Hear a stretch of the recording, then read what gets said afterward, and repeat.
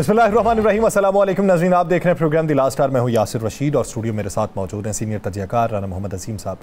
नाज़रीन, आज पाकिस्तानी सियासत में पिछले कुछ दिनों में जो ऐवान बाला और ऐवान ज़ेरी के अंदर बहस मुबाहिसा चल रहा था, यानी जो बिल था, इलेक्शन एक्ट तरमीमी बिल जो था 2024 का, वो पहले कौमी असम्बली में पेश हुआ, फिर वो कमेटी के अंदर गया, कमेटी से वापस कौमी असम्बली में आया, कौमी असम्बली में वो अपोजिशन के एहतजाज के बावजूद जो है वो मंजूर हो गया, फिर ऐवान बाला में गया, ऐवान बाला में मंजूरी हो गई और आज सदर ममलिकत ने उसके ऊपर दस्तखत करके सेनेट सेक्रेटरीट को भिजवा दिया है, जहाँ से उसका गजट नोटिफिकेशन जारी होगा, जो बाकायदा तौर पर अब कानून की शक्ल इख्तियार कर चुका है। वो कानून की शक्ल ये है कि पाकिस्तान तहरीक इंसाफ को तो अब नशिस्तें नहीं मिलने वाली, जो नया कानून बना। अब वो मामला जो है वो अदालती कोर्ट के अंदर है। अब इसकी बुनियाद के ऊपर क्या इलेक्शन कमीशन ऑफ पाकिस्तान जो है, इनसे नशिस्तें जो है, जो अदालत उज़्मा ने फैसला दिया था, लेकिन वापस उन लोगों को दी जाएंगी जिन लोगों की रुकनीत को मुअत्तल कर दिया गया था। पहला सवाल, क्योंकि अगर ये पाकिस्तान तहरीक इंसाफ को नहीं मिलती, क्योंकि इस कुलिये के तहत इसमें कोई ऐसी इख्तरा या इजाफत मौजूद नहीं है कि जिसको नहीं मिलेंगी तो उसके बाद वो किसी और को तनासुब में बांट दी जाएंगी। सवाल ये है कि अगर वो इनको भी नहीं बांटी जाती तो फिर कौरम किस तरीके से पूरा होगा? क्या तनासुब में कमी वाक़ई की जाएगी, क्या नशिस्तों में कमी वाक़ई की जाएगी, या फिर उसी तरीके से वो तकसीम की जाएंगी जिस तरीके से माजी करीब में तकसीम की गई थी? पाकिस्तान तहरीक इंसाफ इस ज़मन में सुप्रीम कोर्ट के अंदर मौजूद है। अब देखना यह है कि सुप्रीम कोर्ट से उसका फैसला कब आता है। दूसरी तरफ आज वज़ीर आज़म और आर्मी चीफ ने कौमी उलमा व मशाइख कॉन्फ्रेंस में शिरकत की, जिसमें दोनों ने खिताब किया।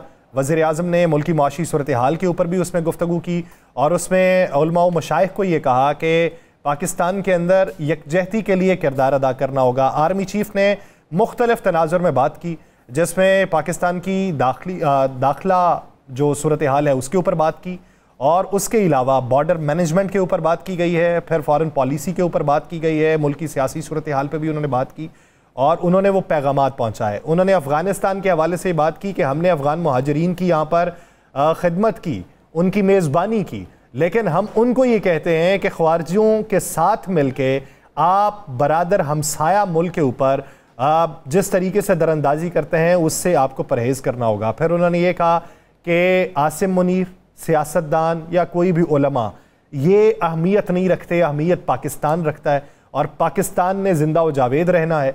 पाकिस्तान के बारे में जो बातें की जाती हैं वो पाकिस्तान के साथ ऐसा कुछ नहीं होगा, पाकिस्तान कायम व दायम रहेगा, सूरत हाल बेहतर रहेगी। इसी पूरे मंजरनामे पर बात करेंगे और जमात इस्लामी के धरने के बात करेंगे। और आज एक प्रेस कॉन्फ्रेंस जो करके पैगाम दिया गया बांग्लादेशी मॉडल के ऊपर कि हम भी यहाँ पे तलबा तहरीक का आगाज़ करेंगे। इब्तदाई तौर पर तमाम यूनिवर्सिटीज़ के तलबा को साथ में लाया जाएगा, फिर ट्रेडर्स यूनियंस को मिलाएंगे, फिर उसके बाद ताजरों को मिलाएंगे और मुल्क गिर एहतजाज की कॉल जो आज दी गई है उसके ऊपर भी बात की जाएगी। लेकिन राना साहब, सबसे पहले तो ये बताइए कि आज जो बिल बाकायदा कानून की शक्ल इख्तियार कर चुका है, क्या मुस्तकबिल देख रहे हैं? आपको लगता है कि पाकिस्तान पीपल्स पार्टी ने सदर ने दस्तखत करके खुद इनको झोंका है घड़े में? बिस्मिल्लाहिर्रहमानिर्रहीम, अस्सलातु वस्सलामु अलैका या सय्यदी या रसूलल्लाह, अस्सलातु वस्सलामु अलैका या सय्यदी या हबीबल्लाह, ताजदार ख़त्म नबूवत जिंदाबाद जिंदाबाद। बात है यार सर, सबसे पहले मैं इस खबर की तरफ आता हूँ, लेकिन उससे पहले मैं एक चीज़ बता दूँ। ये सारा कुछ तहरीक इंसाफ को ख़त्म करने के लिए किया जा रहा है ना, तहरीक इंसाफ को माइनस करने के लिए किया जा रहा है, तहरीक इंसाफ का नाम ख़त्म करने के लिए किया जा रहा है। मुझे 8 अप्रैल से लेकर आज के दिन तक एक टीवी टॉक शो दिखा दें, एक टीवी टॉक शो जिसमें इमरान खान तहरीक इंसाफ का जिक्र नहीं होता।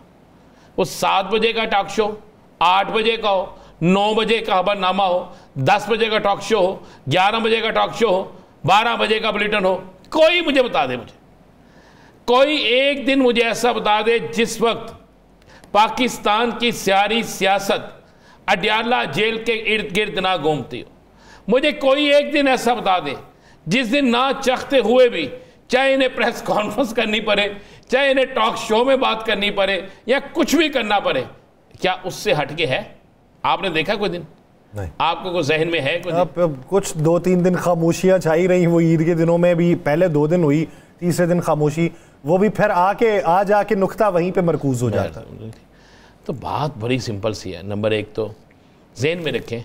लेकिन राना साहब, मेरा इसी में सवाल ये कि क्या ये आपने कहा कि पाकिस्तान तहरीक, क्या वो 39 MNAs का क्या बनेगा जिनका तो नोटिफिकेशन पी यार आपने सुप्रीम कोर्ट के एक बड़े फैसले को, जिसके हवाले से आज सीनियर तरीन हमारे जजिस साहब ने आज एक इशारा दिया था केस में आज कि हम अपने फैसले पर अमल दरामद करवाना जानते हैं। मुझे एक बात बता दें, अगर 8 जजिस के तफसीली फैसले में, बल्कि 11 जजिस के तफसीली फैसले में ये लफ्ज़ आ जाता है, ये चीज़ आ जाती है कि अब ये जो फैसला दिया है फलां फलां कानून के तहत दिया है, इस पर आइंदा पार्लियामेंट कुछ कर सकती है, आइंदा, ये लफ्ज़ अगर आ जाता तो फिर कहाँ जाएंगे? फिर मुझे बता देना फिर कहाँ जाएंगे आप? यानी ये उजलत में गलती कर बैठे। मैं कह फिर कहाँ जाएंगे?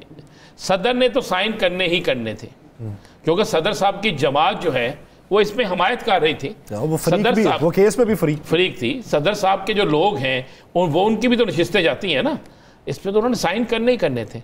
लेकिन क्या ये सब कुछ करने के बाद चले कल इलेक्शन कमीशन ऑफ पाकिस्तान कह देता जनाब ये कानून बन गया और मैंने जनाब इस कानून पे अमल कर दिया और फौरी तौर पे मैंने नशिस्तें बहाल कर दी हैं।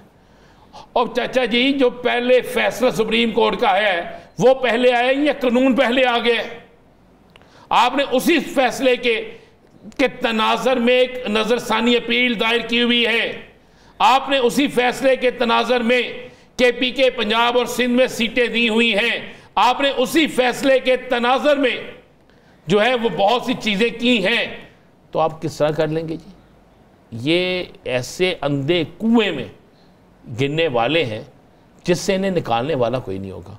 ये वो कुआं है जिसके अंदर रस्सी जाएगी तो वो भी इंसान तक नहीं, उस बंदे तक नहीं पहुंच सकेगी कि जिसे जो रस्सी पकड़ के बाहर निकल सके। ये ऐसा अंधा कुआं है। आप क्या समझते हैं कि ये सारी चीज़ें, ये जो हो रहा है ये ठीक हो रहा है? मैंने उस दिन भी एक सवाल किया था, सुप्रीम कोर्ट अगर किसी शख्स को सजाए मौत देती है, पार्लियामेंट में आके कहा जाता जनाब हम कानून बनाते हैं कि एक शख्स को सजाए मौत नहीं है हो सकती, इसको बरी किया जाए, क्या उसे बरी कर दिया जाएगा इसलिए कि पार्लियामेंट में कानून बन गया? बरी कर दिया जाएगा ऐसा साहब? फिर बंद करें सुप्रीम कोर्ट को, बंद करें हाई कोर्ट को, बंद करें सिविल कोर्ट को, बंद करें सेशन कोर्ट को। क्यों अदालतें रखी आपने? अगर आपने उनके फैसलों पे अमल दरामद नहीं करना, अगर आपने उनके फैसलों को नहीं मानना, अगर पाकिस्तान के अंदर सिर्फ पार्लियामेंट के अंदर होने वाले फैसले, पार्लियामेंट के अंदर होने वाली गुफ्तगू ही सबसे महत्व है, मैं भी मान लेता हूं, तो फिर इसी मियां नवाज शरीफ साहब ने कहा था, इसी पार्लियामेंट हाउस के में, याद है आपको, अपने पाकिस्तान से बाहर वाली जायदाद के हवाले से जो अल्फाज अदा किए थे जब बतौर वज़ीर आज़म थे, याद है आपको जी? तो फिर उसको आपने क्यों भूल जाते हैं?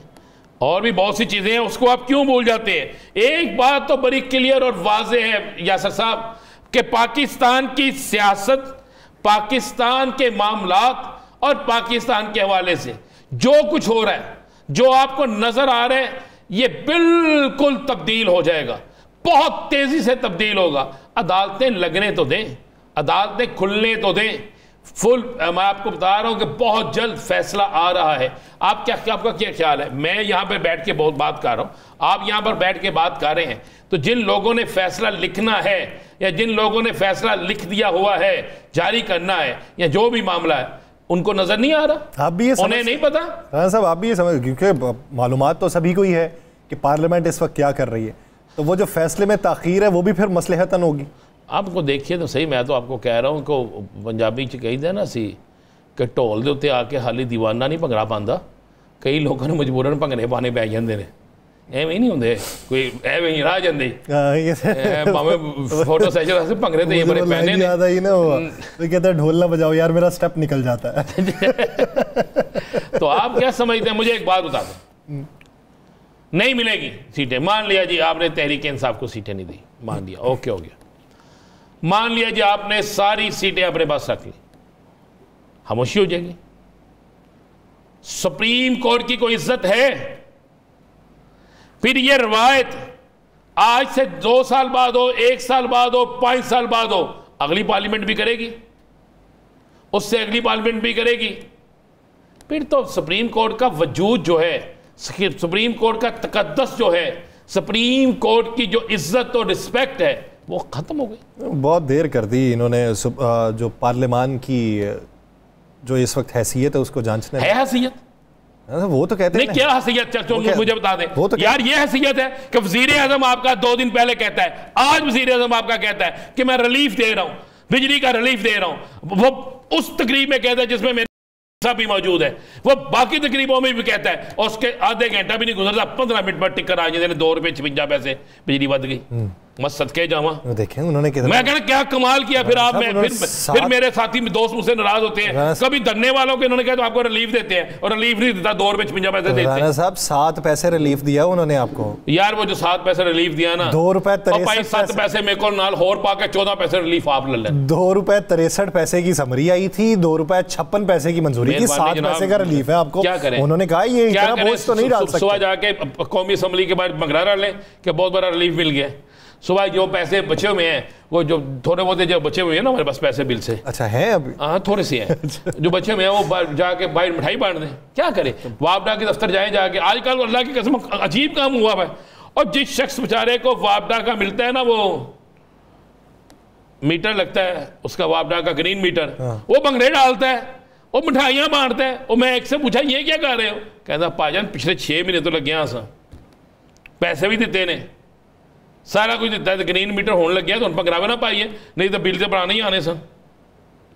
तो यासर साहब बात सुने मेरी, हम किस मुल्क में रह रहे हैं? मेरी आपने बात मुकम्मल नहीं होने दी सर। मैंने कहा जी कि इनको अब पता चला है कि पार्लियामान सुप्रीम है। ये पहले पता चल गया होता ना तो उस वक्त जब अकामा की बुनियाद के ऊपर मियाँ नवाज शरीफ साहब को ये सवाल मैंने कायरा साहब से किया था, याद है आपको? कायरा साहब गोल सा जवाब दे के चले गए थे कि जी वजीर आजम सुप्रीम नहीं। वजीर आजम को वजीर आजम किसने बनाया? पार्लियामान ने, पार्लियामेंट ने बनाया ना। तो अब जो अरकान असम्बली पार्लियामेंट में आने थे, महसूस नशिस्तों में कौन आने थे? पार्लियामेंट नहीं आनी थी, अरकान असम्बली आने थे, वही होना था ना। तो वो सुप्रीम, फिर वो सुप्रीम हो गए और सुप्रीम कोर्ट नीचे हो गया। उस वक्त कानून साजी करके मियाँ साहब को बचा लेते, उस वक्त बचा लेते, यूसुफ रजा गिलानी साहब के वक्त बचा लेते, सारा कुछ कर लेते। वैसे मेरा एक ना, मैं चुगला चुगता जा रहा हूँ, हमारे मुल्क की एक बड़ी आला शख्सियत अमेरिका का विज़िट करके आई है, तो ज़रा गौर कीजिएगा, आप बड़ी गहरी नज़र रखते हैं कि वहाँ किस किस से मिल के आए और क्या क्या तय करके आए।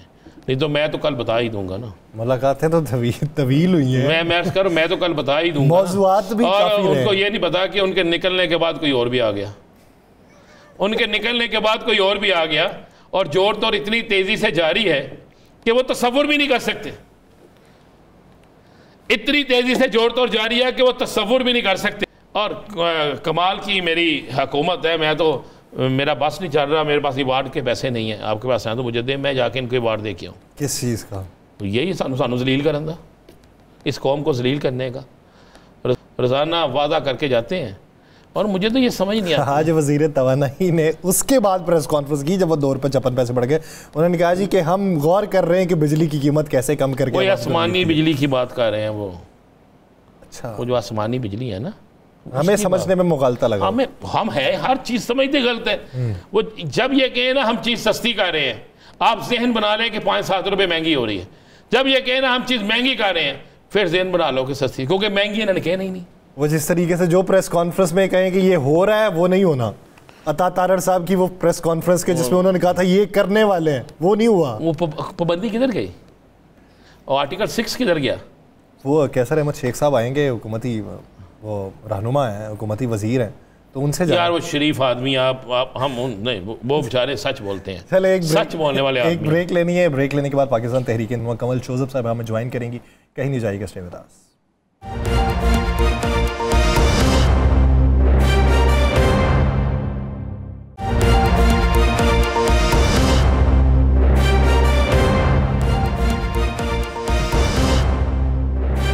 ब्रेक के बाद खुशामदीद नाज़रीन, क्या हुकूमती कानून साजी आईनी और अदालती बहरान में मजीद शिद्दत लाएगी या ये ऊंट किसी करवट बैठ जाएगा? अब एक तरफ पाकिस्तान मुस्लिम लीग नून रिव्यू दायर किया हुआ, एक तरफ पाकिस्तान पीपल्स पार्टी रिव्यू दायर किया हुआ, एक तरफ चंद अराकीन जिन्होंने ज़ाती हैसियत में रिव्यू दायर किया हुआ, एक तरफ इलेक्शन कमीशन ऑफ पाकिस्तान जिसने रिव्यू दायर किया हुआ है। लेकिन इस सब के बावजूद कि रिव्यू के ऊपर समाअत होती, उसके ऊपर कोई बात होती, उससे पहले ही क्या ये उजलत के अंदर कानून साजी की गई है और अगर ये कानून साजी उजलत में नहीं की गई, पूरी मंतिक मसलहत की बुनियाद के ऊपर की गई है, तो फिर इसका नतीजा सुप्रीम कोर्ट से किस जवाब की सूरत में देखने को मिलेगा? क्या ये इदारा जाती टकराव है या फिर बेहतरी की समत में गामजन होने की एक हिकमत अमली है? अभी क्या डायलॉग वाला मंजरनामा है या नहीं है? बहुत सारे लोगों की जो कमेटी से सरबराही छोड़ देने की या मुस्ताफ़ी होने की भी खबरें मंजर आम पे हैं और चहमगोइयाँ उसके ऊपर हो रही हैं, जिसमें हुकूमती लोग मौजूद हैं, अपोजिशन वाले भी एहतजाज करके निकल जाते हैं। तो ये किस तरफ को रास्ता जो है मौजूद है और हम किस तरफ को गामजन है, इसी बारे में बात करेंगे। पाकिस्तान तहरीक इंसाफ के रहनुमा कमल जोसेफ साहिबा ने हमें ज्वाइन किया है। कमल साहिबा, बहुत शुक्रिया आपके वक्त का। कमल जोसेफ साहिबा, आज बाकायदा सदर ममलिकत के दस्तखत के बाद जो इलेक्शन एक्ट तरमीमी बिल 2024 है वो कानून की शक्ल इख्तियार कर चुका है। अब आपका भी नाम उसी फहरिस्त में था, मुख्तलिफ और भी लोग थे जो उस फहरिस्त में थे। क्या ये महरूम हो जाएंगे या फिर कानूनी जंग जो है वो जारी रहेगी? बिस्मिल्लाहिर्रहमानिर्रहीम। Thank you very much Yasir साहब, राना साहब। देखिए, मैं तो पटिशनर थी इस केस की और अभी भी हूँ, और ये जंग हमने उस वक्त लड़ी जिस वक्त 2/3 मेजॉरिटी बना दी गई थी इनकी। और आपको इस सारे सिनेरियो में आप एक बहुत मेन इदारे का नाम लेना भूल गए, जिसको इलेक्शन कमीशन ऑफ पाकिस्तान समझते हैं लोग। नहीं, मैंने उसका जिक्र किया कि वो भी रिव्यू में गया हुआ। उसने जी वो रिव्यू में इसलिए चला गया है क्योंकि वो अपने आप को आईनी इदारा कहते हुए भी पार्टी रहा थ्रू आउट। और इस पूरे सीन में अभी नहीं, इलेक्शन से पहले, इलेक्शन के बाद, इलेक्शन के दौरान जो उसका रवैया रहा पाकिस्तान तहरीक इंसाफ के नुमाइंदों के साथ, उनके कैंडिडेट्स के साथ, और जो बतौर पार्टी हमारे साथ और इंडिविजुअल्स हमारे साथ, वो आपके सामने है। अगर तो ये कौज़ाई जो अदालत का इसके पास इख्तियारात है, अगर ये अपने आप को क्लेम करते हैं, जो कि आईने पाकिस्तान के मुताबिक एक कानूनी इदारा है जी, एक आईनी इदारा है, तो कोई भी आईनी इदारे दुनिया में कहीं उनका ये रोल नहीं होता कि वो किसी एक पॉलिटिकल जमात या एक फर्द वाहिद को टारगेट करती हूँ। बट अनफॉर्चुनेटली आपको याद होना चाहिए, आपको याद होगा, बाकियों को भी बता दूं, 13 जनवरी का जो फैसला आया था वो इलेक्शन कमीशन ऑफ पाकिस्तान की पटिशन के अगेंस्ट आया था। तब भी ये पार्टी बने और अब फिर ये पार्टी बन रहे हैं। तो यहां से आप देख लीजिए कि इलेक्शन कमीशन का रवैया क्या रहा है, और उनकी सहूलतकारी के लिए असेंबली इस्तेमाल हो रही है। मगर मैं यहाँ पे याद करा दूं, क्योंकि मैं एक आइन की स्टूडेंट भी रही हूँ बल्कि, और पार्लियामेंटेरियन रही हूँ। ये जो सबस किताब मेरे हाथ में, इसको आईने पाकिस्तान कहते हैं, और पाकिस्तान में आइन सुप्रीम है। इस्लामी जमहूरिया पाकिस्तान में आइन ऊपर है, असेंबलियां इसकी मातहत है, और तमाम इदारे आइन से नीचे हैं, और आइन की इंटरप्रिटेशन का रोल जो है वो सुप्रीम कोर्ट को दिया गया। अभी आपने कहा कि क्या उजलत में कानून साजी की गई और इदारा जाती टकराव करवाने की कोशिश की जा रही? जी बिल्कुल ऐसे ही हो रहा है। लेकिन एक चीज और भी क्लियर कर दूं कि इलेक्शन एक्ट 104 में तरमीम की गई है, लेकिन आइन का आर्टिकल 51 मौजूद है, आइन का आर्टिकल 187 मौजूद है, जो कंप्लीट जस्टिस का इख्तियार सुप्रीम कोर्ट को देता है। तो जब एक आइन का आर्टिकल मौजूद होता है और अगर कोई इलेक्शन एक्ट की कोई भी शिक अगर उससे किसी चीज में टकराव में आएगी तो इलेक्शन एक्ट को बदला जाएगा। ये नहीं होगा कि आइन को आपने ऊपर से खत्म करना है। आइन को ये अभी चेंज नहीं कर सके क्योंकि इनके पास वो 2/3 अक्सरियत नहीं है जो इलेक्शन कमीशन ऑफ पाकिस्तान ने खैरात समझ के, रेवड़ियां समझ के तकसीम कर दी थी हमारी सीटों की इनके साथ। सो लिहाजा ये लड़ाई तो हमारी चलेगी, और ये आइन की जहां लड़ाई आएगी, और अगर आइन और कानून के मुताबिक होगी तो फैसले इससे भी बेहतर आएंगे, इससे बेहतर आ भी सकते थे।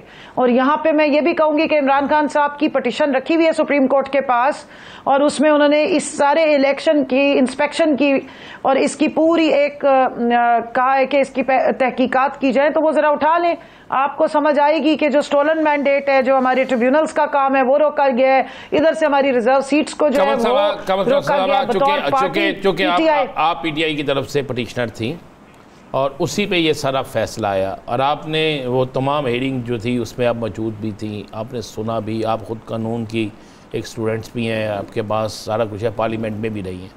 आपको क्या नज़र आ रहा है ये जो तरमीम की गई है, जो इसके बाद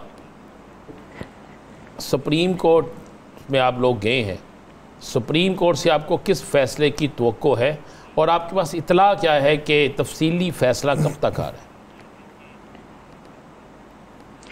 देखिए राना साहब, सुप्रीम कोर्ट के 8 मेंबर जो थे बेंच के 13 में से, उनका फैसला है और डिटेल फैसला भी आने बाकी है। बाकी जो 11 मेंबरान थे उन्होंने भी पाकिस्तान तहरीक इंसाफ को बतौर पार्टी उसकी हैसियत को तस्लीम किया है, जबकि इलेक्शन कमीशन ने जो अभी रिव्यू डाला है उसमें बड़ी एम्बिग्विटी है। जब इलेक्शन कमीशन एक चीज को अभी तक समझ ही नहीं पा रहा तो उसके खिलाफ रिव्यू में कैसे चला गया है। दूसरा, उसमें एक जगह लिखा है कि जी एक पार्टी को बहुत फेवर दी गई है। जी मैं उनको ये भी याद कराती चलूं कि ये वही पार्टी जिसको आपने दीवार के साथ लगाया है, उसके हकूक हैं, उसके इस आइन के मुताबिक हकूक हैं, उसके लोगों के हकूक हैं जो हम मौजूद है। 4 फॉर्म्स हमने हर जगह जमा कराए। मैंने इलेक्शन लड़ा है NA 166 से। जब हमने अपनी पार्टी की टिकट्स और अपने PTI वाले फॉर्म्स पेश किए तो उनको रिजेक्ट कर दिया गया। उनको लेने से PTI के फॉर्म्स को इनकार किया गया। आप कहते हैं कि जी इंडिपेंडेंट क्यों आए, और हमारे लिए ऑप्शन क्या छोड़ी थी। मैं आपको ऑन रिकॉर्ड बता रही हूं क्योंकि मेरे पास बतौर पटिशनर मैंने सारा मटेरियल पेश किया सलमान अकरम राजा साहब को, जो सुप्रीम कोर्ट के रिकॉर्ड में जमा कराया गया है। मैं यहाँ आपके इस पे फोरम से बता दूं कि पंजाब की जो रिजर्व सीट्स की लिस्ट थी हमारी बतौर PTI, 24 दिसंबर हमारी कट ऑफ डेट थी। उस दिन को इनका पंजाब का जो वहां का इलेक्शन कमिश्नर बैठा हुआ था और अमला बैठा था, वो हमसे रिजर्व सीट की लिस्ट नहीं वसूल कर रहे थे PTI की, और वहां पर इन्होंने पुलिस और वो सारी खड़ी की हुई थी कि हम में से जो कई कैंडिडेट जाएं उनके पेपर भी उठा लिए जाएं। जिस किस्म की फसायत में हमने जो ये इलेक्शन लड़ा या पेपर सबमिट कराना, प्रपोजल सेकेंडर्स नहीं हम ले जा सकते थे अपने। सो उस दिन इनका क्या बहाना था कि जी क्योंकि आज अभी फैसला नहीं आया हुआ, अभी तक फैसला नहीं आया था, बल्ला मुकम्मल छीना नहीं गया था, तो इन्होंने हमसे बतौर PTI हमारी वो पंजाब की लिस्ट लेने से इनकार किया, जिसके नतीजे में हम गए इलेक्शन कमीशन में, हमने जाके डायरी करवाई, वो डायरी हमारे पास मौजूद है, एप्लीकेशन जमा कराई। उसके बाद हमने रेट पिटीशन फाइल की लाहौर हाई कोर्ट में, इनके अगेंस्ट की हमारा बेसिक राइट जो है खवातीन का वो सल्ब करें और PTI होने का सल्ब करें। यहां तक तो इनकी आप देखें मुनाफकत थी और एक ऐसा रवैया था, हॉस्टाइल रवैया। मैं दिसंबर की बात कर रही हूं, 13 जनवरी के फैसले के बाद की कार्रवाई की बात नहीं कर रही, उससे पहले की, जब पेशावर में अभी हमारा वो पेशावर हाई कोर्ट में था फैसला। तो यहां से आप अंदाजा लगा लें कि इलेक्शन कमीशन का क्या रोल रहा है। ये रिव्यू उजलत में किया गया है, इसमें बदनीयती शामिल है, मेलाफिडी जिसको कहते हैं ये, और इस तरह की जो आइन साजी की गई है ये 1 मिनट में उड़ा दी जाएगी। क्योंकि राना साहब, सुप्रीम जो है वो आइन है, आइन की किसी शिक से नीचे अगर आपने कानून है वो मुतसादम पास करेंगे, उस कानून की फिर कोई हैसियत नहीं है। आइन की आर्टिकल्स जो है वो चलेंगे। तो अभी आइन का आर्टिकल 51 और 187 को जो यूज करके सुप्रीम कोर्ट का फैसला डिटेल में आएगा इंशाअल्लाह ताला, तो ये 104 की जो वायरीज है इसको तो वैसे ही चैलेंज कर देंगे, तो कोई मसला नहीं रहेगा। और इलेक्शन कमीशन के अपने मामलात बड़े टेढ़े हैं। हमने तो बहुत सारी एग्जाम्पल्स पेश की, BAP की जो इन्होंने लिस्ट के बगैर उनको सीटें दी थी, ये सारी रिवायात इलेक्शन कमीशन की मौजूद है। सो इसलिए मुझे अच्छी उम्मीद है और हम इंशाल्लाह अपने हक के लिए जितना लड़ सकते हैं आइन और कानून में रह के लड़ेंगे। जी खान साहब ये कहते हैं कि मैं जेल से बैठा पेशगोई कर रहा हूं, ये सिर्फ 2 महीने के मेहमान है, मेरे पास टाइम ही टाइम है, इनके पास टाइम नहीं है। ये जो पेशगोई है ये किसी रवाबित की बुनियाद के ऊपर है या फिर हालात की बुनियाद के ऊपर? देखिए जी, आप मेरे आने से पहले बातचीत कर रहे थे, बिजली गिराने की बातें हो रही थी। आजकल जो हुकूमती माशाल्लाह जो वुज़रा हैं, सो कॉल्ड पपेट्स जो बिठाई हुई होती हैं, वो या आवाम पे बिजलियां गिराते हैं या सिर्फ उनको इमरान अमेजिंग स्टोरीज बता के तो डाइग्रेस करने की कोशिश करते हैं, क्योंकि और इनके पास बेचने के लिए कोई चूरन नहीं है। पंजाब में हमारी एक वजीर आला लगाई गई है, वो जाके देखती हैं कि शुएब साहब कहाँ से कॉल कर रहे हैं बंद उसमें, और पानी ज्यादा कहाँ है और पानी कम कहाँ है, और टिकटॉक बेहतर कहाँ बनती है। तो मुझे बताएं ऐसे मामलात, और जहां IPP आ जाए, अब IPP चाहे एनर्जी वाली आ जाए या IPP दूसरी वाली आ जाए, जिधर IPP आ जाए उत्थे फिर तबाही आंदी है। तो बिजलियों का मामला हो, एनर्जी सेक्टर का मामला हो, जो किराए के बंदे बुला के, फाइनेंस के भी और एनर्जी वाले बैठा के आप जितनी मर्जी प्रेस कॉन्फ्रेंस करवा लें, उसके बाद 10 रुपए आप और बढ़ा देते हैं। यानी आप 1 यूनिट पाकिस्तान में 100 रुपए तक ले जाएं और उसके बाद अवाम को चूरन बेचने की कोशिश करें कि जी इमरान खान ये कह रहे हैं, इमरान खान वो कह रहे हैं। इमरान खान इसलिए कह रहे हैं क्योंकि इमरान खान को 4.5 करोड़ अवाम ने वोट डाला है और इनके पास 17 सीटों पे जो झूठी बैसाखियों पे इन्होंने अपनी हुकूमत खड़ी की है और फॉर्म 47 की पंजाब में खड़ी की है, उनका बयानिया चलता ही नहीं है। तो ऐसे में हुकूमत कैसे चलेगी? तो हालात आंखों के बगैर लोगों को भी समझ आ रही है कि हुकूमत नहीं चलने वाली। कमल साहब ये बताइएगा अब ये आइन बन गया इनका, इन्होंने जो बनाया आइन वो बन गया, क्या अब ये वो सीटें जो ख़त्म हो गई थी उन्हें दोबारा बहाल करना अभी से कर देंगे या सुप्रीम कोर्ट के तफसीली फ़ैसले या आपकी पिटीशन के बाद होगा? आइन नहीं बना जी। इलेक्शन एक्ट में 2017 में उन्होंने 104 जो शिक थी उसमें उन्होंने चीजों को रीडिफाइन किया है। तो आइन की जो आर्टिकल जी कानून आइन में तो तब्दीली करने का इनसे इख्तियार ही छीना है जिस पे वो तड़प रहे हैं, और उसके बाद एक्सटेंशंस जो होनी थी उस पे भी बहुत ज्यादा भौंचाल आया हुआ है। तो जो अभी आपने देखा डाइसेंटिंग नोट हमारे 2 फाजिल जजेस का आया है, वो किसी कुछ समझदार लोगों ने कहा है कि लिखने वाला उसका मुसन्निफ भी शायद एक ही है, लेकिन एनी हाउ अभी फिलहाल जब तक आइन ये फैसला मौजूद है और फैसले को ये जाके रिव्यू में नहीं करते या उसके ऊपर फिर दोबारा 13 मेंबर्स जो बेंच है वो बैठ के मशावरत, same bench has to again review the petition, तब तक तो ये इस तरह का मामलात नहीं कर सकते। वो तो डायरेक्ट फिर सुप्रीम कोर्ट से टकराव के मामलात है, और वो वैसे इनकी रिवायत भी है। आपको याद होगा कि 14 मई को इलेक्शन होने थे पंजाब के, उसमें भी इन्होंने अदालत के फैसले, सुप्रीम कोर्ट के फैसले को पसे पुश डाला था, और 13 मई को रेड जोन में जाके पूरी पीडीएम ने वहां एहतजाज कर दिया था। स्पॉन्सर्ड गवर्नमेंट ने खुद ही सीडीए की मौजूदगी में रेड जोन में जाके एहतजाज कर दिया था। ये पिछले साल की बात कर रही हूँ, 9 मई के फौरन बाद। और इसी तरह के फैसले अगर केपी की इलेक्शन है उसको डिले किया था। और अब हम ये भी बाज़गश सुन रहे कि खाली जी पंजाब शायद नेशनल असेंबली डिसॉल्व की जाएगी और बाकी सूबाई असेंबलियां डिसॉल्व नहीं करेंगे, और फ्रेश इलेक्शंस की बातें भी इन्हीं के ही क्वार्टर से ये बाज़गश्त आ रही है। तो यहाँ पे मैं एडवांस रिकॉर्ड पे समान बात ले आऊं कि उस वक्त ये बयान दिया करते थे कि इलेक्शन तो फिर पूरा ही होता है। तो लिहाजा फाइनल यही है राना साहब, ये जो चूचू का मुरब्बा है ना, ये 17 सीटों की जो बैसाखियों वाली हुकूमत जाली और फॉर्म 47 वाली, ये कुछ नहीं जे बढ़ना, सिर किधर है, मुंह किधर है, पाँव किधर है, ये कुछ समझ नहीं आ रही और ना इनसे कुछ होने वाला है। तो लिहाजा ये सामान भी पैक हो रहा है। और खान साहब ने ये बताइए, एक जुमला बोलने दे, खान साहब ने इसलिए कहा है कि सबके नाम ECL पे डाल दें और हेलीकॉप्टर्स ग्राउंड कर दें, ताकि यहाँ पे जो है ना हसीना वाजिद वाले फॉर्मूले पे कोई भागने ना पाए। अच्छा चलो ये बताइए, आज खान साहब ने ये कहा कि मेरे पास एक गवाह मौजूद है, मैं उसे सामने लेकर आऊंगा मगर उसका नाम नहीं अभी बताऊंगा। मुतअद्दिद समातें हुई, सज़ाएं भी हो गई, ज़मानतें भी हो गई, मुख्तलिफ गवाहान भी आए, उस वक्त उस गवाह को क्यों नहीं पेश किया गया? या फिर वो स्ट्रेस में था और अब स्ट्रेस से बाहर आया है और अब गवाही देने पे माइल हुआ? देखें, अभी तो हमारी भी 5-6 मुलाकातें खान साहब से हो गई हैं। पहले तो हमारा मतलब साया भी हम वहां नहीं पहुंच सकते थे। जिस वक्त खान साहब को इलेक्शन से पहले सजाएं दी गई, 32-33 साल की जो सजा उनकी बना दी गई, साइफर केस में भी और इद्दत केस में भी, तो उस टाइम पे तो हम सारे बेचारे तशद्दुद का निशाना थे और छुप रहे थे, अपनी जानें इज्जतें सब बचा रहे थे, लुटे पिटे थे। फिर 8 फरवरी के बाद हमने बाहर आना शुरू किया। अब ये कि कुछ थोड़ा एक्सेस भी मिलने लग पड़ा है, ट्रायल्स पे भी कोशिश करते हैं, कोर्ट से इजाजतनामे लेते हैं, और अब आपका मीडिया का भी एक्सेस हो गया। पहले तो मीडिया को भी नहीं जाने देते थे, सो इसलिए अब उनके भी एक्सेस जाहिर है कहीं ना कहीं हो गए होंगे। तो जो गवाह खान साहब चाह रहे हैं कि आ जाए, अब हमारी पार्टी के लोग भी उनसे रेगुलर मिलते हैं और उनसे इंस्ट्रक्शंस भी लेते हैं, उसको एग्जीक्यूट भी करते हैं। सो इन चीजों का 6 महीने में इम्पैक्ट आया, तो लिहाजा अब अगर खान साहब कह रहे हैं तो यकीनन ठीक कह रहे हैं।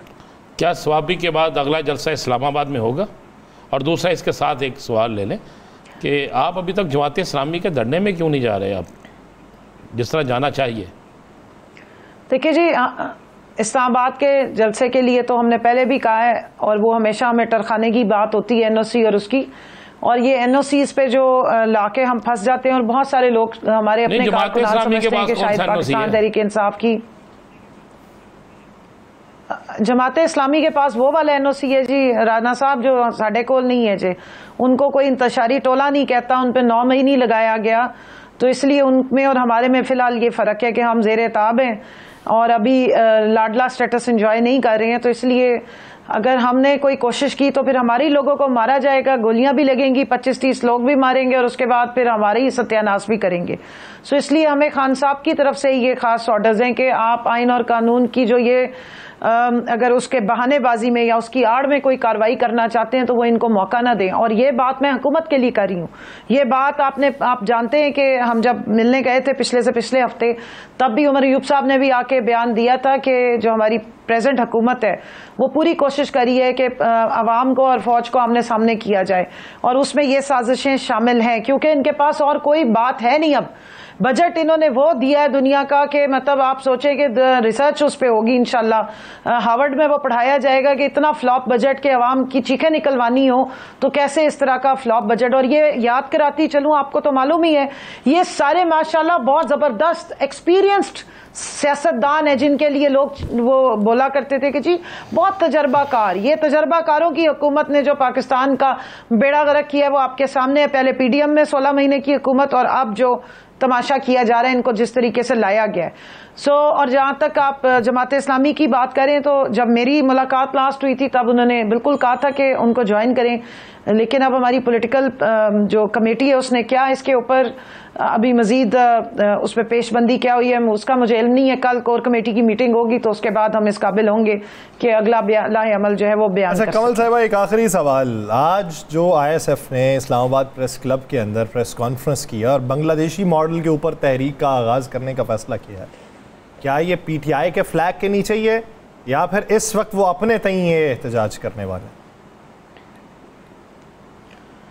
देखिए, इंसाफ स्टूडेंट फेडरेशन हमारा विंग है, लेकिन जब ये प्रेस कॉन्फ्रेंस हुई है तो इसका तो ना मुझे इल्म है ना कोर कमेटी में इस तरह की कोई बातचीत की गई है, ना मेरे उसमें नॉलेज में ऐसा है कि कोई इन्होंने कंसल्टेशन करके की है। जज्बाती होते हैं हमारे जो तालिब इल्म है, मेरा भी ताल्लुक रहा है ISF से ही मैं ऊपर आई हूँ, उसके बाद यूथ में आई हूँ, यूथ से फिर मैं वेमेन विंग में आई हूँ। तो वो उस वक्त ये वाला टाइम होता है ना, ये जो स्टूडेंट टाइम के बच्चे होते हैं ये जरा सोचते कम है और डिलिब्रेशन को भी इतना कोई खास वो नहीं करते, तो इसलिए मैं इस पर भी कमेंट नहीं कर सकती। मैं कल हमारी कोर कमेटी की मीटिंग में ये सारी बातें वाजे होंगी और जो एलामिया आएगा उसमें ये भी पॉइंट यकीनन क्लियर किया जाएगा, क्योंकि खान साहब कभी भी, मैं आपको ये ऑन रिकॉर्ड कह रही हूँ, इंतशार की ना सियासत और ना आइन और कानून से बाहर निकल के, इसीलिए आपको मैंने बताया कि वो कहते हैं कि आपने इस्लामाबाद में या कहीं भी जलसा जब भी करें इजाजत लेके करें, क्योंकि हमें इस बात का अंदेशा है और बल्कि यकीन है, हमारी ये इन्फॉर्मेशन थी लास्ट टाइम भी कि ये चाहते थे कि यहाँ पर लोगों को जो है वो तशद्दुद किया जाए।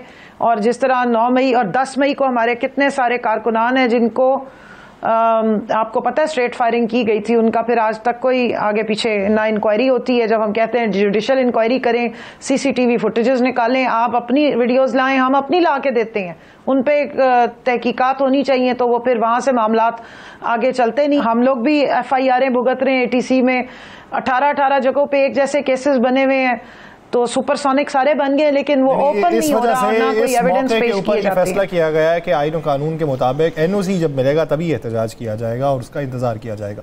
बहुत शुक्रिया कमल चौधरी साहिबा इस हवाले से देने के लिए। नाज़रीन, एक ब्रेक लेते हैं, ब्रेक के बाद वज़ीर बहरी उमूर कैसर अहमद शेख साहब हमें ज्वाइन करेंगे, कहीं नहीं जाएगा, स्टे विद अस।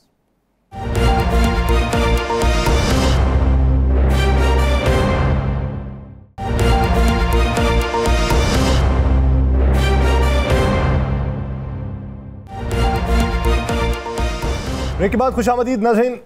अभी जो एक मुआशी रोड मैप है उसके मुताबिक क्या ये हुकूमत चल रही है? अपने अहदाफ जो पहले मुकर्रर किए गए थे, फिर उसमें रुकावटें जो देखने में आई और अब हकीकी शक्ल जो देखने में आ रही है, वज़रा के बयानात में जो तज़ाद पाया जाता है, इत्तेहादी क्या राम है या उन्हें राम करने की कोशिश की जा रही है? आने वाले दिनों में कितनी सरमायाकारी आएगी? मौजूदा इन्फ्लेशन का रेट किस हद तक बढ़ेगा? डॉलर की कीमत किस हद तक मुस्तहकम रहेगी या बढ़ जाएगी? मुल्क के अंदर अफराते ज़र की जो इस वक्त सूरत हाल है, ये मुस्तकबिल करीब में क्या बनेगी? पाकिस्तान की एक्सपोर्ट्स का क्या बनेगा? और जो इलेक्शन के नारे थे वो नारे हकीकी इकदाम किस हद तक एक दूसरे से तसादुम है?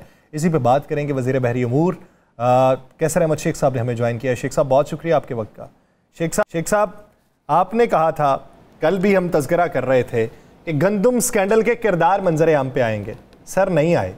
यहाँ पर हमें ये कहा गया मुफ्त बिजली मिलेगी, सर नहीं मिली, रेट बढ़ते चले जा रहे हैं। हमें कहा गया महंगाई कम होगी, सर नहीं हुई, बढ़ रही है। हम किसकी बात के ऊपर यकीन करेंगे? लोगों का हुकूमत पर से जब तयक्कुन उठने लगे तो फिर खौफनाक नताइज निकलते हैं। क्या ये हुकूमत के लोगों को इसका एहसास है? बिस्मिल्लाहिर्रहमानिर्रहीम। देखिए, जिस मुल्क में मीडिया आप जैसा फ्री डिस्कस करता हो हर चीज़, या आप गंदम के बात करें स्कैंडल का, क्या इन्वेस्टिगेटिव जर्नलिज्म का ये काम नहीं है कि अगर कोई पॉइंट रह गया था तो वो बता दें? हमें तो समझ नहीं आई तहकीकात की पूरी, और कोई ऐसा स्कैंडल उसमें नहीं है, लेकिन कोई किसी जगह से तो कोई बता देना। 25 करोड़ लोगों का मुल्क है, हमने तो किसी को मना नहीं किया।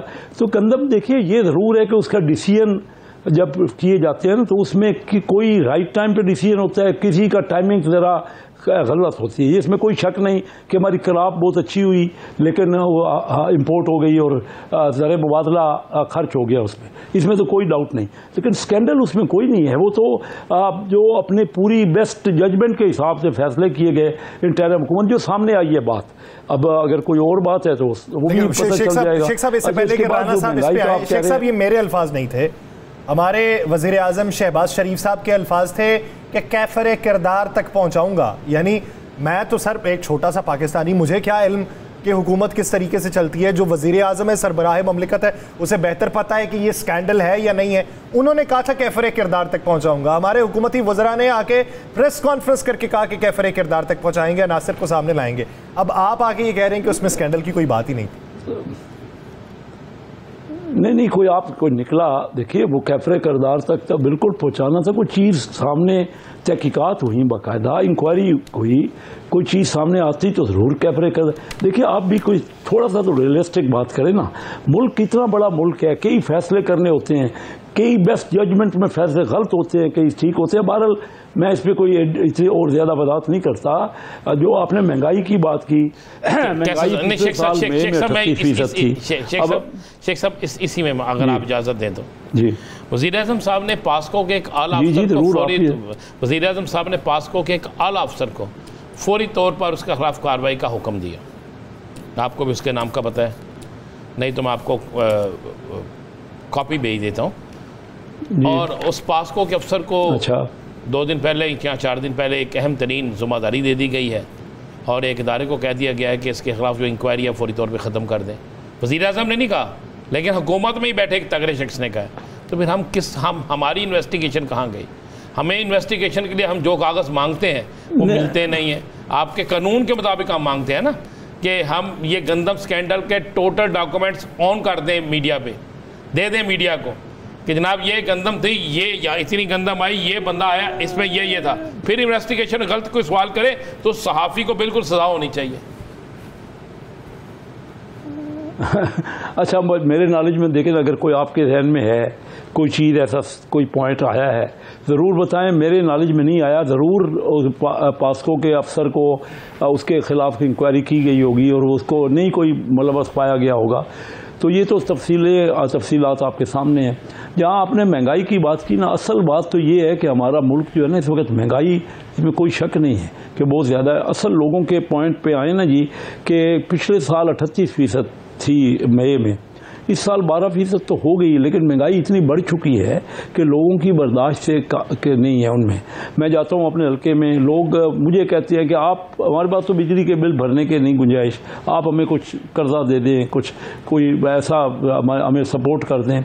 तो उनके पास अपने घर के अखराजात के लिए, बच्चों की फ़ीस के लिए, तो इसमें तो कोई दो राय नहीं कि पाकिस्तान में इस वक्त लोग परेशान हैं। वजह क्या होगा कि दुनिया पूरी एक टर्माइल से गुजर रही है। अमीर तर हो गया है पूरी दुनिया में। बिलियनर्स की तादाद, डॉलर्स में बिलियनर्स की तादाद बढ़ती जा रही है और गरीब जो है वो हमारे यहाँ 38% कह रहे हैं, जो तकरीबन 9 साढ़े 9 करोड़ लोग हैं, वो गुर्बत की लकीर से नीचे हैं, जो अपना, जिनको ये पता नहीं कि उन्होंने किस तरह अपने औकात ज़िंदगी के गुजर करने हैं। और उसके बाद रोज़गार भी नहीं है, या तो रोज़गार सामने मिल जाए ना। ये भी है कि हम भी मेहनत करें, हम भी लगे क्या रहते हैं। मुझे सारे लोग कहते हैं कि गवर्नमेंट जॉब दे दें, गवर्नमेंट जॉब। ओ भाई, हम लोग IT की, मैंने यूनिवर्सिटी वहाँ बनाई चनियोट में, जो बच्चा भी इंटर तक अच्छे नंबर ले लेगा वो दाखिल हो रहा है, अभी दाखिले हो रहे हैं सबके IT में। जो बच्चा भी वहाँ इंटर में अच्छे नंबर ले लेगा, अगर फीस नहीं दे सकता तो मैं पूरे ज़िले की मैंने वादा उनसे किया हुआ है, सैकड़ों बच्चों की हम फीसें देते हैं। अगर वो बच्चा पढ़ जाएगा तो गुर्बत से निकल जाएगी ना उसकी फैमिली। 100 साल से जो लोग गरीब हैं, अगर एजुकेशन ले लेते, हाँ हमारे अभी क्यों नहीं एजुकेशन आई, ये गौर करना चाहिए। असल चीज़ जो है, देखिए ना, डॉ medical college, king Edward college, ये हमारे पाकिस्तान बनने से पहले के थे। इसी तरह इंजीनियरिंग कॉलेज भी थे। हमने ऐसे सैकड़ों कॉलेज बनाने चाहिए। शेख साहब बड़े एहतराम से मर्ज कर रहा हूँ, गरीब के बच्चे के लिए कच्ची पेंसिल, शॉपर, रबड़, ये चीज़ें वो होती हैं जो आम बच्चा स्टूडेंट जो होता है ना, प्राइमरी से जिसे मिलना शुरू होती हैं, उसके बाद ऊपर तक जाती हैं। इस पर तो आपने टैक्स लगा दिया है, इस पर भी आपने टैक्स लगा दिया है, तो आप किस तरह कहते हैं कि एजुकेशन जो है वो नहीं है? आपने तो तलीम के ये स्टेशनरी की हर चीज़ पे टैक्स लगा दिया है, नहीं लगा टैक्स? नहीं, टैक्स की जरूरत थी ना, अभी भी जरूरत है। टैक्स हमारे यहाँ कौमी आमदनी का 10.5% है, जरूर लगाए टैक्स। हाँ, ये बात सही है, अमीर आदमी पे लगाएं। सियासतदान चाहे देखो ना, उसमें तो हर तबके के लोग होंगे। जहाँ भी आमदनी होती है ना, चाहे वो किसी भी जगह आमदनी हो, वो टैक्स होना चाहिए अमीर आदमी पे, और अच्छे रेट, काफ़ी हाई टैक्स होना चाहिए हमारे मुल्क के हिसाब से, क्योंकि हम उससे जो बिलो पॉवर्टी लोग हैं उनको उठा सके। मैं एग्री करता, मैं आपको बताऊं क्यों मैं हर बार जीत जाता हूं। आप देखें ना, हमारे फैसलाबाद डिवीजन से कोई और शायद ही जीता हो। हमारी साथ वाली सीट राना सनाउल्लाह साहब की थी। मैं वहाँ बच्चों का जो फीस उसकी होती है, जो बीमार होते हैं हॉस्पिटल में होते हैं, लोगों को, हमारे MNAs को, हमारे सियासतदान को, ये मुल्क, ये आज़ादी, योम आज़ादी पे मैं ऐलान कर रहा हूँ। शेख साहब राना सनाउल्लाह साहब नहीं करते क्या? हर एक को 5 लीटर उनके मशागिल क्या है? नहीं, वो भी करते होंगे, वो भी नहीं, ज़्यादा करने चाहिए। मैं नहीं कह रहा वो मेरे से ज़्यादा करते होंगे, मैं वो नहीं बात कर रहा, लेकिन हम वजह यही है ना कि लोग, अब मैं ये 14 अगस्त को मैं ऐलान कर रहा हूँ कि मेरे पूरे इलाके में मेरे पाकिस्तान जो पाकिस्तान का झंडा लहरा के मोटरसाइकिल मेरे पे आएगा, मेरे उसको 5 लीटर पेट्रोल अपने हाथ से दूंगा। झंडा पाकिस्तान का होना चाहिए, और 14 अगस्त के दिन और मोटरसाइकिल। शेख साहब, हम लोगों को फकीर या मांगता क्यों बनाते हैं? हम उनको क्यों नहीं ऐसा रोजगार देते? हम क्यों नहीं उनके, हाँ मेरी अर्ज सुन लेना, हम क्यों नहीं कोई ऐसा सिस्टम कर देते कि वो उसको इस काम की तरफ जाना ही ना पड़े, बल्कि वो खुद देने वाला बने? ये ठीक कह रहे हैं। मैं वही तो कह रहा हूँ, जो फास्ट नेशनल यूनिवर्सिटी का पंजाब में या लाहौर में कैंपस है या चिन्योट में कैंपस है, करोड़ों रुपए में अपनी जेब से मैं और मेरे दोस्त बाकी भी कह दो ना, अपनी जेब जो लाते हो, बाकी जेब पांदे बाहर करना पेगा, सारे करना पेगा। नहीं करांगे तो हालात की विद्यत पे पूरे खिते। आज तो ये बर्मा च देख लो, आज सॉरी थाईलैंड आज देख लो, बांग्लादेश देख लो, श्रीलंका 2-4 महीने 6 महीने पहले देख लो। साढ़े अपने हालात ये देखो, पूरा टर्माइल है। टर्माइल ये यूके में मैं गया अभी कोई 3 हफ्ते पहले, अभी तो आई है नई हुकूमत, और 15 साल के अंदर बेटे आते रहे ना, वहाँ तो इलेक्शन भी ठीक होते हैं ना, फेयर इलेक्शन होते हैं ना। 15 साल में कुछ नहीं कर सके ना, डिलीवर नहीं कर सके। पूरी दुनिया में टर्माइल हो रहा है, अमीर अमीर हो रहा है, गरीब गरीब हो रहा है। हमें सबक हासिल कर रहे हैं सर कि आपको जब पता है कि 15 साल जिन्होंने हुक्मरानी की वो तब्दील हो रहे हैं, उधर 15 साल शेख हसीना वाजिद रही वो तब्दील हो गई, तो इधर भी 20-20 साल की सियासत वाले लोग मौजूद हैं। हम सबक नहीं सीखते, हमें नहीं मालूम पड़ता कि अवाम की बदहाली जो है उसकी जिम्मेदारी किस पे है। अब हमें ये बताया जाता है मजबूरी में IPP से मुआहदे किए थे। अब जब हमें बताएंगे तो खून नहीं खोलेगा कि 2016 में 3 रुपए का यूनिट जिनसे लेते थे हमें 285 रुपए का यूनिट उनसे लेना पड़ रहा है, तो सर किधर जाएगा गरीब बंदा? क्या सर आप जो कह रहे, मैं तो आपके साथ हूँ, इसे ही कह रहे, गरीब आदमी तो इस वक्त बिल्कुल पिस रहा है। लेकिन ये जो हमने, ये पाकिस्तान के अलावा किसी दुनिया के मुल्क में नहीं है कि अपनी इस्टेब्लिशमेंट से लड़ रहे हैं। वो भाई सियासी तौर पे लड़े, मुआशी मामलात पे आपस में डिबेट करें, डिस्कस करें। हम तो अपने मुल्क में ही चढ़ दौड़ते हैं। आप सही कह रहे हैं, हमें गुजरांवाला के जलसे में भी समझाना चाहिए था। अच्छा मियां साहब, ये तो बता दें, एक सवाल का जवाब पहले, सबसे पहले तो बिल्कुल ठीक। शेख साहब, आपके मतलब कि हमारी राय ये है कि आप वो वजीर हैं जो साफ़ और शफाफ है और सच बोलते हैं। ये आपके गैर मौजूदगी में हम कहते हैं, हमने कल के प्रोग्राम में भी आपके हवाले से यही कहा था। अच्छा ये तो बता दें, बड़े मियाँ साहब चुप क्यों हो गए? वो सदर भी बन गए हैं मुस्लिम लीग नून के, लेकिन देखिए बड़े मियाँ साहब, देखिए बड़े मियाँ साहब लाहौर में आए, तशरीफ लाए, बहुत बड़ा जलसा हुआ। वहाँ उन्होंने ये कहा कि मैं हर एक के पास चल के जाऊँगा। ये कब उन्होंने ये कहा ना, जलसे में कहा। अच्छा जब आए थे लाहौर का जो जलसा आया, जब मियाँ साहब बाहर से तशीफ लाए, जब लाहौर में आए, बहुत बड़ा पाकिस्तान का अजीम तरीन जलसा हुआ लाहौर में, जब यूके से आए, जब कबूतर उड़ाए। हाँ वही बिल्कुल, कबूतर भी उड़े होंगे वहाँ। वह बात यह है कि वहाँ उन्होंने कहा कि मैं हर एक के पास जाऊँगा और जब हम सब मिल के करेंगे। मसला ये हो गया है कि हमारी लड़ाई झगड़े आपस में हम ज़ात के लिए लड़ रहे हैं ना, सब तमाम बात। मैं अपनी बात करूँ, मैं एज अ पॉलिटिशियन जब तक डायलॉग पे नहीं जाऊँगा, लोगों के पास जाके उनसे गुजारिश नहीं करूँगा कि मुल्क के लिए सब बैठ के मुल्क को एक एक कदम, जैसे कि सदर साहब ने कहा ना, जरदारी साहब ने अपनी प्रेसिडेंशियल स्पीच में, कि हर एक को एक एक कदम पीछे हटना चाहिए। इस वक्त मुल्क वाकई तकलीफ में है, लोग तकलीफ में हैं और हमें देखना पड़ेगा। ये देखिए ना, बांग्लादेश का तो हालात हमसे बहुत बेहतर थे, वहाँ डेवलपमेंट भी हो रही थी, वहाँ पे रोज़गार भी हमसे ज़्यादा था, लेकिन वहाँ अपराइज हो गया ना। तो यंगस्टर्स जो बहुत बड़ी पावर हैं, हम सबको, सारी पार्टियों को पहले तो मिल बैठ के ये सर जोड़ के ये समझना चाहिए कि किस तरह बेहतरी की जाए। अब जमात इस्लामी ने धरना दिया हुआ है, हम उनके पास जा रहे हैं ना, हम उनसे गुजारिश कर रहे हैं, लेकिन कोई अगर ये चाहे कि नहीं, हमने बैठना ही नहीं है। करना क्या है, पहले सवाल ये, एक तरफ आप दूसरों को कहते हैं कि वो बैठने को तैयार नहीं, बैठेंगे तो बात करेंगे। अच्छा, जिनके साथ आप बैठ रहे हैं उनके मुतालिबात किस हद तक मान ली है कि उनके साथ 4 मुज़ाकराती अदवार आपके चल गए और आज के दिन नेपरा जो है वो नोटिफिकेशन जारी कर रहा है ₹2.56 फी यूनिट बिजली महंगी करने का? देखिए, बातचीत से ही मसले हल होते हैं ना। आप मुझे बता दें कोई और तरीका दुनिया में निकला है 2.5 लाख के अलावा? या तो कोई मशवरा दे दें, बेशक हम सब लगे हुए, तो हमारी गलतियां होंगी, वो हमसे बेहतर होंगे, लेकिन बातचीत से ही होता है ना। बातचीत ही नहीं करेंगे, लेकिन हम मुसलसल बातचीत कर रहे हैं हुकूमत में, हमारी वो अना नहीं है। और अगर कोई है भी तो उसको और नाक को नीचा करना पड़ेगा हमारे, जो है ना, हमें शेख साहब आपकी बात बिल्कुल खत्म करके मुल्क का मफाद देखना पड़ेगा। बहुत अच्छी बात है मतलब शेख साहब, अब तो आपके पास इख्तियारात मुकम्मल हैं।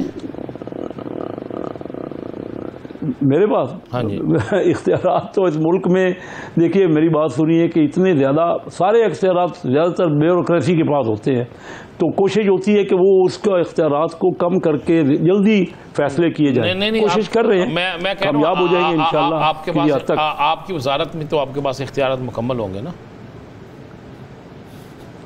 देखिए, ये जो सिस्टम है ना, इसमें कलेक्टिव जिम्मेदारी होती है, किसी के पास भी मुकम्मल इख्तियारात नहीं होते। हम कैबिनेट जो है वो कलेक्टिव जिम्मेदार होती है। अब तो वो लिस्ट आ सकती है ना, वजीर बन गए, अब वजीर बन गए हैं, वो लिस्ट तो सामने ले आए।